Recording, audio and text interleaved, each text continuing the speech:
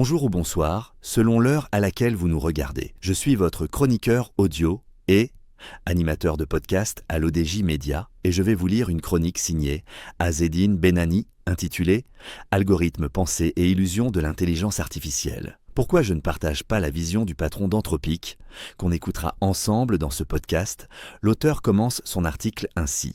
Depuis le début du mois de février, Dario Amodei, patron et cofondateur d'Anthropic, multiplie les prises de parole pour présenter et promouvoir un ouvrage dans lequel il alerte sur les dangers existentiels de l'intelligence artificielle. À travers ce livre et plusieurs interventions médiatiques, il décrit l'IA comme un objet potentiellement incontrôlable, porteur de risques économiques, militaires, informationnels et biologiques. Si je partage une partie du diagnostic sur les risques, je ne suis pas d'accord avec le cadre conceptuel qu'il mobilise, ni avec certaines implications implicites de son raisonnement.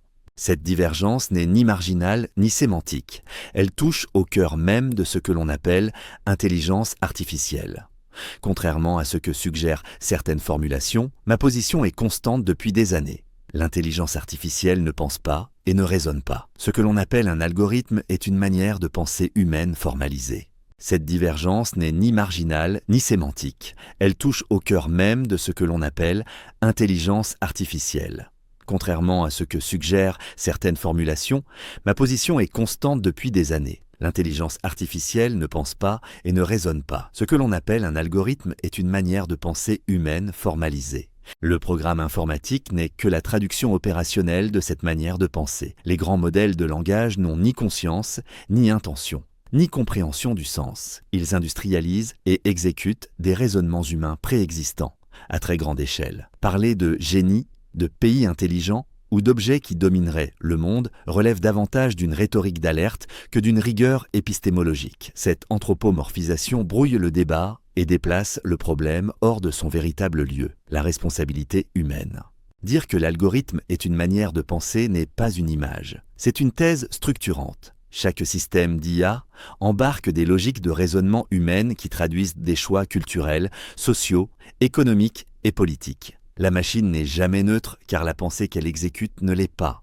Le danger n'est donc pas celui d'une IA qui penserait contre l'humanité, mais celui d'êtres humains qui délèguent leur jugement à des systèmes qui ne pensent pas, tout en leur prêtant abusivement une autorité cognitive. Dans son livre, Dario Amodei évoque longuement la concentration des capacités d'IA autour de la Silicon Valley et cite plusieurs acteurs américains. En revanche, sauf erreur de ma part, Mistral, partenaire du Maroc, n'est jamais évoqué. Cette absence suggère que, dans la cartographie mentale des dirigeants américains de l'IA, Mistral n'est pas considéré comme un concurrent stratégique direct. Ce silence révèle une hiérarchie implicite des puissances algorithmiques, où l'Europe et les partenariats euro-méditerranéens restent marginalisés. Une question demeure. Si le patron d'Anthropic estime que l'objet appelé intelligence artificielle est porteur de dangers majeurs pour l'humanité, pourquoi avoir créé et continué à déployer un chatbot comme Claude ? On ne peut durablement alerter sur un risque existentiel tout en accélérant la diffusion industrielle de cet objet, sans poser clairement la question de la responsabilité des concepteurs et des logiques économiques à l'œuvre. Le débat ouvert est utile, mais il reste incomplet. Le danger ne réside pas dans une intelligence artificielle quasi autonome, mais dans les manières de pensée humaines codées dans les algorithmes.